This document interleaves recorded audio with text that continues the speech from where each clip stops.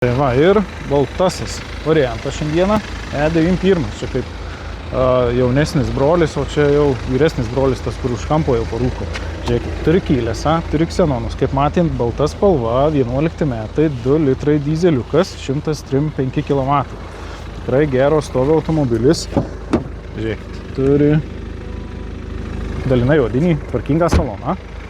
Kaip minėjau, beraktį atrakinimo užvedimo sistema, durų šitas pašveitimai apačioje yra, gražus tvarkingas salonas, vidų, navigacija, šildomos sėdynės, ridos 296, pakeistos grandinės, yra sąskaitos, parodysim, yra autopilotas, automatiškai įsijungiantys žibintai, visa kita, žinot, kaip BMW veikia.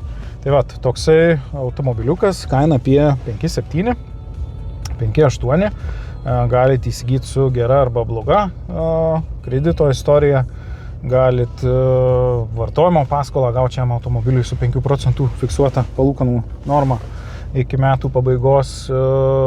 Jeigu bloga kredito istorija, dirbam su visom išperkamosios nuomos bendrovėm, tikrai rasim sprendimą jums ir laukiam iš jūsų žinių. Taip pat galit bet kurį kitą automobilį finansuotis pas mus, mūsų ar ne mūsų.